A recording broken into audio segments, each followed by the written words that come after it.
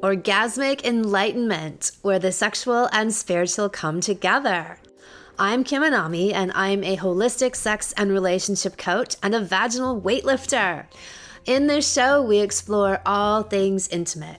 I believe that our sexual energy is life force, creative energy, and we can use it to shape our worlds, strengthen our relationships, and self-actualize. I blend the most avant-garde information from neuroscience, ancient sexual practices like Tantra and Taoism, to renegade wellness modalities to show you how to create gourmet sex in your lives. Come one, come all.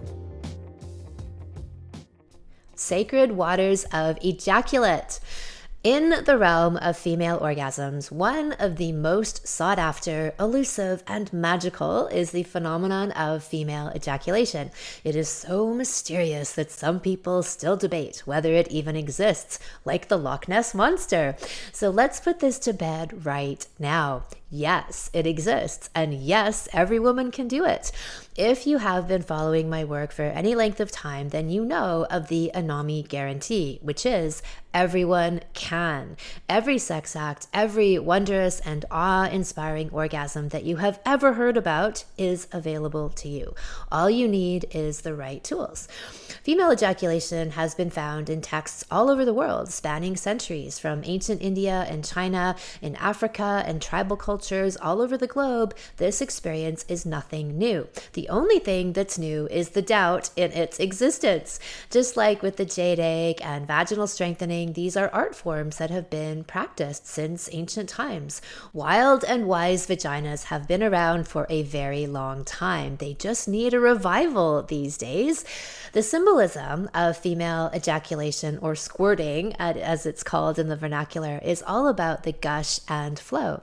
I spoke a few weeks back in my episode on lubrication on how these waters are all about the feminine flow, a woman's ability to slide through life and go with the flow. The Sanskrit word for female ejaculate is amrita, which means food of the gods and nectar, the fountain of youth. And in tantric texts and in ideology, this was thought to be one of the greatest gifts that a woman could bestow upon her lover, was the gift of her ejaculate. So how amazing is that?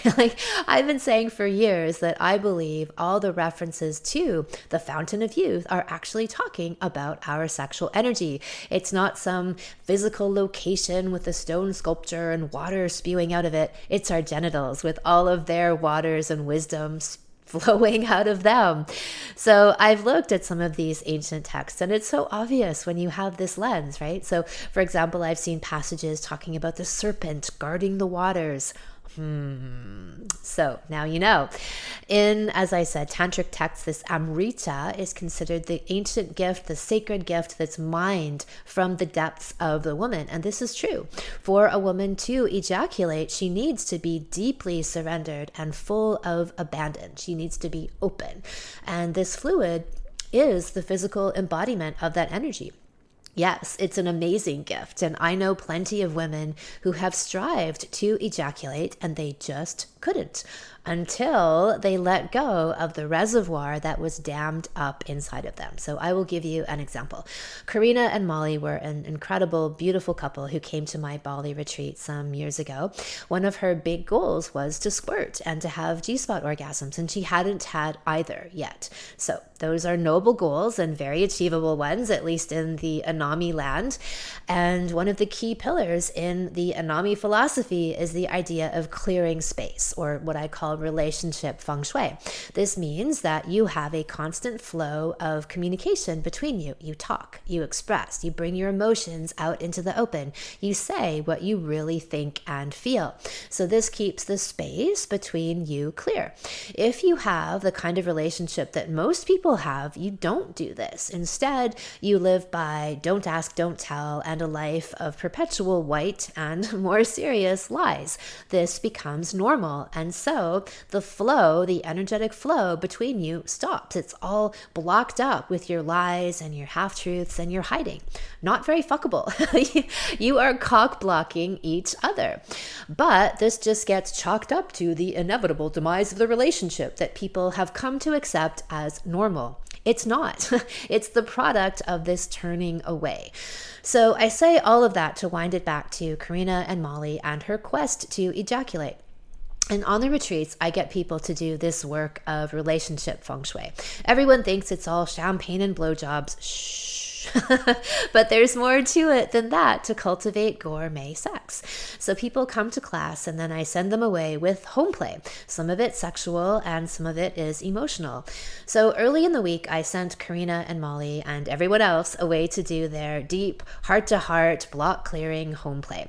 They came back the next day, and then the topic of that day was all about female G-spots and squirting. Then everyone went back to their villas and dutifully did that home play. But Karina and Molly didn't have much success with any of this G-spot or ejaculation stuff, and so they stepped back and they returned to their unfinished business from the day before. They'd opened up these emotional conversations on that first night, and they hadn't quite finished it, right? I mean, there's a lot of stuff for people. Obviously, the longer they've been together, there can be more to clear, especially when they're not living by what I call a clean as you go policy, right? All of these things become dammed up and they create obstruction in the space. So they stayed up until I think about 1 a.m. that night and they put that stuff to bed. And then in the morning, they tried their hands again, at her G-spot. And she came all over the sheets and the floor and his hands and his face. She gushed all over the place. She laughed and she screamed and she laughed and she gushed some more. There was a lot in there that needed to come out. So she had opened up the release valve and out it came. Despite hours and years of trying in the past, the magic key to her rivers of ejaculate wasn't the hand stroke, though I did give them some tips, but the fact that she cleared the way first. They got in there, elbows deep into the muck and the mire of their relationship. They sloshed through the mud and they kept at it until they came clean. And in that purification, everything came tumbling out. All of the deeper vaginal orgasms, including ejaculation, are the product of this. If you build it, they will come. If you clear it, they will come. When the couple and the vagina are open and free and undefended, all the things happen. All right, to tell you more, I have Dina with us today as this week's well-fucked all-star. She has done my salons, worked with the jade egg, and has had experiences that include shooting ejaculate up over her husband's head. Well-fucked all-stars! Welcome, Dina. It is fantastic to have you here. Oh, thank you so much, Kim. Thank you. I'm so happy to be here. So let me just set this up for everybody. I had put a post up on Instagram, as I do, that was talking about lubrication and the pillars of the Anami philosophy, which are that all women can, despite their circumstances or their age, what have you. And someone piped up in the comments to say, really? Age has nothing to do with natural lubrication? And I said, that's right. And then Dina came along and was like, nope, not a zero zilch. I am 57 and having all kinds of orgasms now, clitoral G-spot with ejaculate of tsunamic proportions. And yes, even cervical orgasms, which are pure nirvana. So Dina has been in my Anami salon. She's worked with the jade egg, and I wanted to talk and have her share her journey, because the whole point of these stories is to really show people that despite their circumstances or despite very common beliefs or mythology around sexuality and limiting beliefs around it, my whole purpose is to blast these things out of existence and show people what's really possible. So, Dina, I would love for you to share your story and where you were before and then how you came to be where you are now as this wonderful, well-fucked all-star. Well, thank you, thank you, thank you. And I gotta, this is not, I don't mean to sound like I'm blowing, air up your skirt or anything here, but it really was for finding you, Kim. If it wasn't for you, I would not be where I am today, because there are pathways to figuring all this stuff out and working it out. And the way your salons work, they're so beautifully and brilliantly mapped out I just think for me, if you really surrender and do everything that you say, there's no way you can't get to these places. And the biggest part of it is really about surrendering and putting your ego aside, and you know, don't tell yourself that you know everything, and to really surrender to even the things that are very uncomfortable.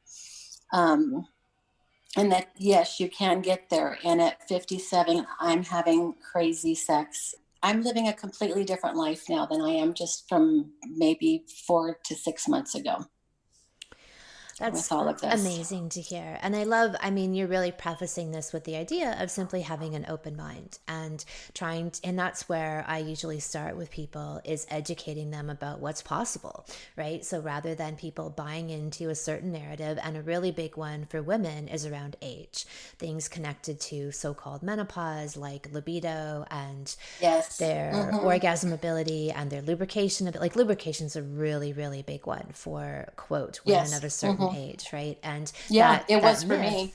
right, and that myth is really perpetuated by the allopathic medical profession, who stands to gain financially by women buying into that story. So you were someone, it sounds like, who believed that narrative, and then somehow perhaps trusted or dared to believe that there might be another truth, and then gave yourself over to the suggestions that we go through in the different salons, and came out the other side. So tell us a bit about that journey for you. I'll start with, I'm going to start with my upbringing. And I was raised in an Italian Catholic, very overbearing mother, a lot of abuse, a lot of mental, spiritual, physical abuse. There was a lot of rage in my house with both of my parents. And, a lot of messaging of, especially with the Italian Catholic, good girls don't. You're not supposed to enjoy sex. You only do it to please your husband, that kind of stuff. Other messaging like, sex is bad. Save it for the one you love, right? That kind of very bipolar messaging. And I grew up with all of these very bad ideas about sex. And I also, at a young age, about the age of 4, I have my first memory of sexual abuse at the age of 4. And so these things had very much affected me and my outlook in life and how I was raised. And I see that how it very much affected me throughout my life, with every single solitary relationship I've ever had, and the hurt and the pain that these things have caused me, because I have never been able to get to the root problem or the root issue really of what was going on, even though I've had therapy in the past and it was very, very good for me. We never really got to the deep, deep depths of like what we do with this kind of work. And I will say this, that yes, it is a lot faster than traditional therapy, and buckle up because it can get hairy. So when you say this, do you mean this deliberate, conscious sexual self-examination, right? Like diving into our Yes. sexual selves and potentially Yes. the demons that lurk there. Yeah, rather than more traditional talking therapy. Right. Exactly. So, I had a lot of abuse by my mother. So there was a lot of stuff about womanly stuff that I got a lot of mixed messages about how women were supposed to be and even how men were supposed to be. And eventually got married. And when I got married, I never enjoyed sex. It was something I just did really as sometimes as a manipulation for men to get what I wanted, or this is what I thought I was supposed to do, but I never really, and I couldn't understand because everybody else seemed to really love sex and I didn't get it at all because it was not fun for me.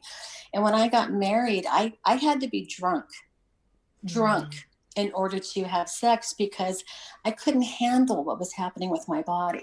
I couldn't be in my body emotionally and be present.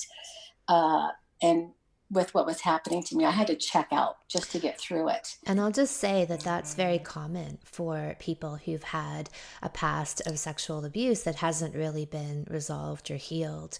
And Yes. they need to use substances to have sex, or their Yes. body puts up blocks to have sex. They might have constant yeast infections, or the Yes. whole range of issues that I term loosely vulvo bullshitia, which is when the allopathic profession can't pinpoint what it is or how to help it, and they just give it some random name, right? Where, like, for example, vagina on lockdown, where a woman, her vagina is actually tightly shut and feels like it won't open, or has severe pain with intercourse, right? These are all messages from the body that are, you know, saying, you know, I'm not opening up until you heal and examine what's here. So your version of that, of, you know, needing to be dissociated through substances, alcohol, fits that same story. Yes. I mean, there was times I would vomit. I would vomit. Okay. And it was then I was like, you know, this isn't right, because why does everybody seem to love sex, but I'm vomiting and have to be drunk? Like, there was a part I got to a point where maybe I should look at this. And it was actually a next door neighbor of mine who said to me, Dina, why don't you go to therapy? And I was like, I can't go to therapy. That's for people with problems. Right. Okay. I was in my because that's what you think. I mean, you just think these are the weirdest people. The people with real problems go to therapy. Right. And she said, do you know what therapy is? And I said, well, no. And she says, all you're doing is you just sit with someone and talk. All you do is talk. And I said, oh, I can do that. And I went to therapy, and I found this gal, and she was very in her feminine. And she helped me a lot. And she was the one who helped me to get to the point where I could have clitoral orgasms. And then I felt like Jasmine of Aladdin. Suddenly it was a whole new world. I'm flying around on a carpet. I'm having, you know, and this was awesome because, you know, I'm not throwing up anymore, and I'm not having to be drunk all the time. But at the same time, it still wasn't fabulous. It wasn't great. I still wasn't completely engaged in the act. I still was somewhere, you know, dissociated, distancing. I never could completely give myself over to someone. I could never completely say, here I am in all of my glory. There was walls and all kinds of blocks up. When I heard you speak and talk about all of this, healing yourself through sex, through having sex, that this is how you actually get healed. As much as that absolutely blew my mind, that you turn towards the thing that you're absolutely running from and embrace, at the same time I went, oh my God, this makes so much sense. Of course. So I got your jade egg, and I bought the luscious elixirs, and, you know, started working on that. Well, I often say when people ask me, and I was sharing with you earlier that I did an interview yesterday, and I said, you know, people might think that my favorite thing about sex is the pleasure and the bliss and the ecstasy, right? And I'm like, No. Actually, it's the orgasmic enlightenment. It's the self-actualization. It's the transformation and altering. It's the gift that keeps on giving. Right. The expansion of my state of consciousness. That's my favorite thing about sex, or at least the way that I have sex and the way that I aim to show others how to have sex, which is this way of expanding and opening and deepening our state of consciousness. And sure, there's a lot of ecstasy and bliss that goes along with that, no doubt. But for me, that's not the primary objective. The primary objective is really these deeper experiences and awarenesses, and the sense that I'm being changed and bettered as a person.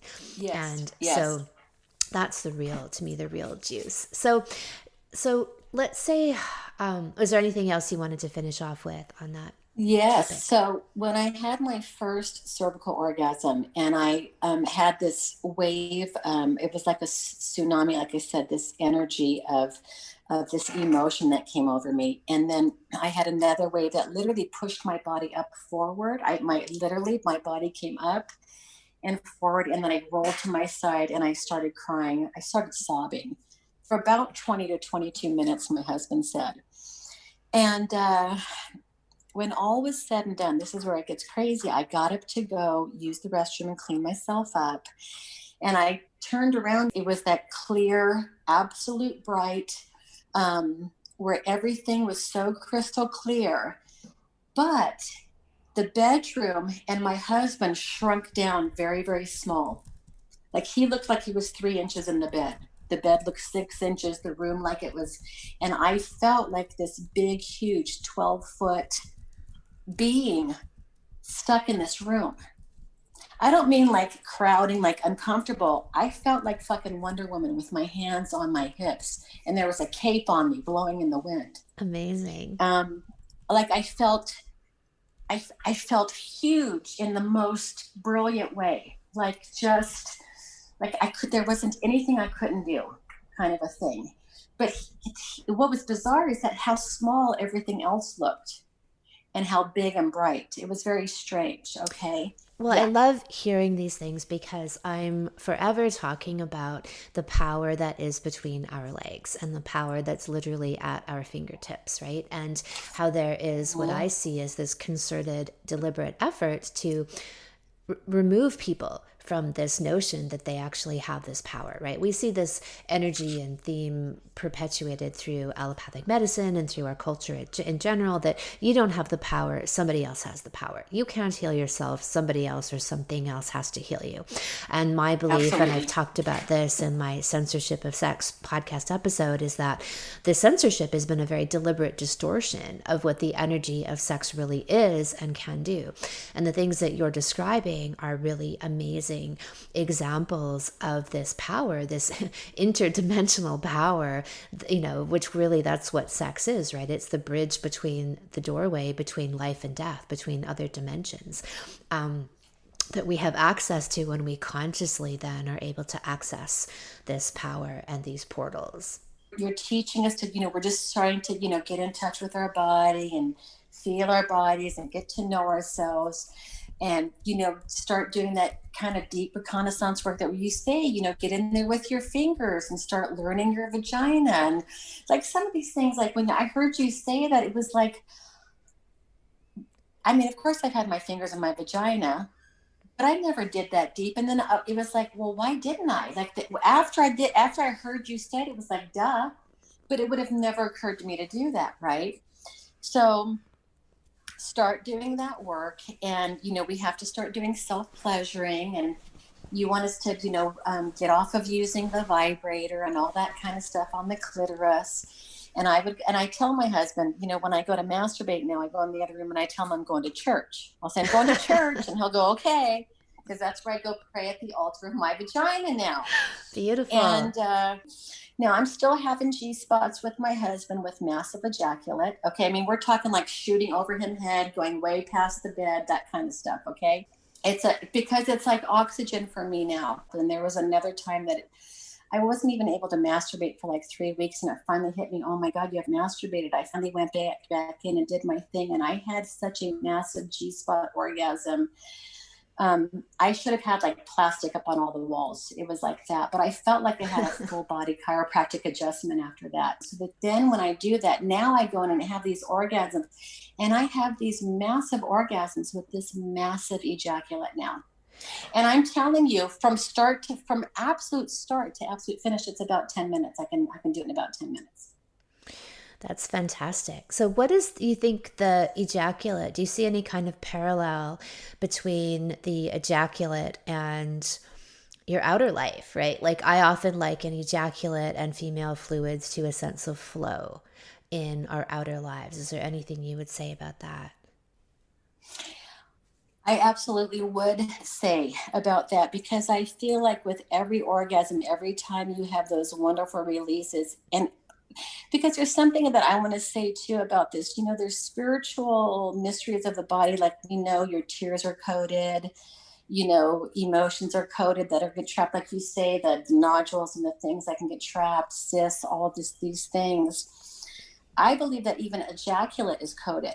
Like when we have ejaculate comes out, it's coated with things that tell stories of what's happened to us and what we're releasing and what we're letting go, and even the beautiful things that are coming out. And Kim, before all this, I mean, I would cry every day, not like a little bit of crying, every day, crying, crying, crying. And I don't cry every day anymore at all. So my body's having release with the ejaculate, and I feel like the more and the more I have these orgasms, and the more of this ejaculate, I'm working more of this house, and it does you. It puts you in the not just in the flow of life, but it's like you start to understand and see how everything, there's hope, and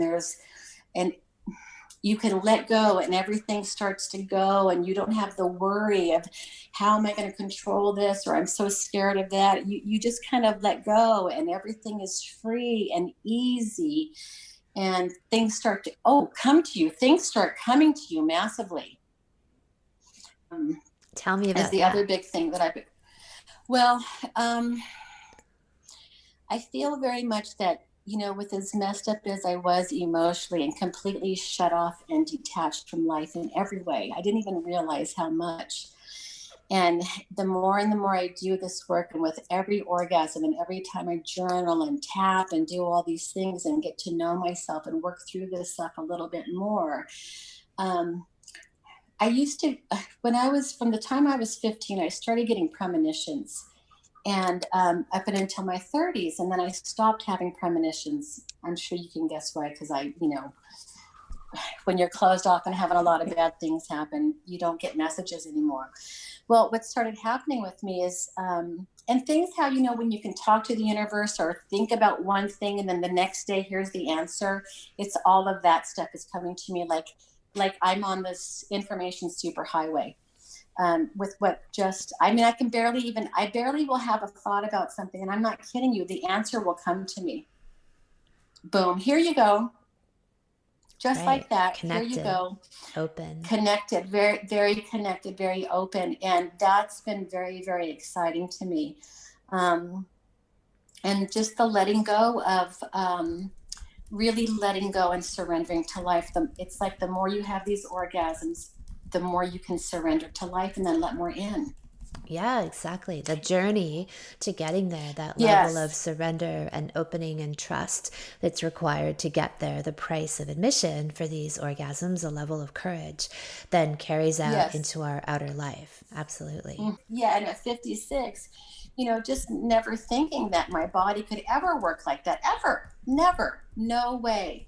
And then at 56 to have these things going, and then at 57 to be having these major, massive, it's very, very exciting. So what role do you think that the jade egg played in your process? Oh, I think the jade egg is huge.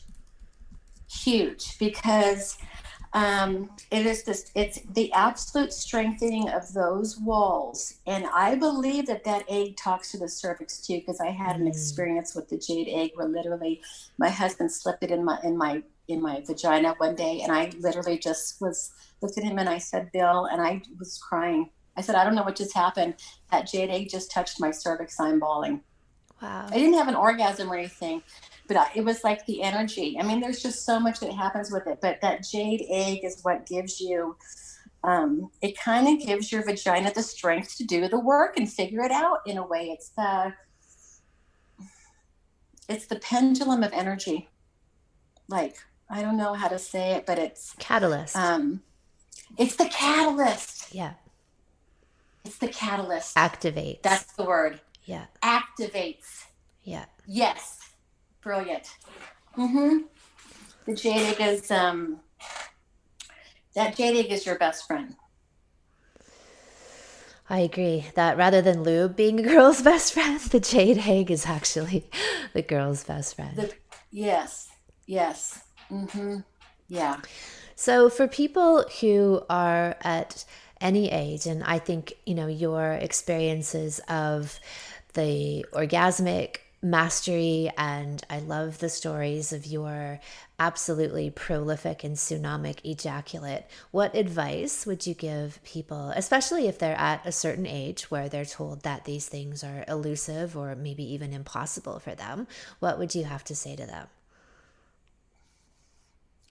I would say don't first of all, don't believe it, because it's absolute, it's it's bullshit lies. And you got to fight for your life, fight for your happiness. No mud, no lotus. No mud, Uh-huh. no mud, no mud, no lotus. And you gotta get close. Your blocks are your actual best friends.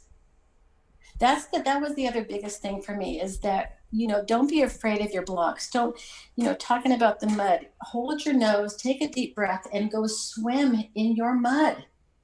Because how you get clean, how you come out on the other side of that is getting that mud all over you, and wrapping your arms around it. That's how you get there. That's how you have these orgasms. That's how you have the ejaculate that goes with it, and all these amazing seeing and touching the face of God, and hearing music now. I mean, it's like insane.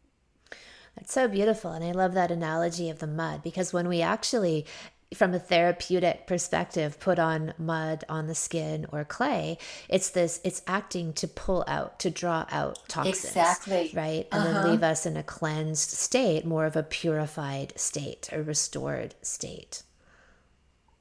Absolutely. Absolutely. So don't run from your blocks, even though I would tell you it can be scary, but hang on and stay the course. You got to fight for your life. You got to fight. You got to fight for your happiness. And if you had told me to stand on my head and spit nickels, I would have done it. To get out of it, like Because you were willing to try anything.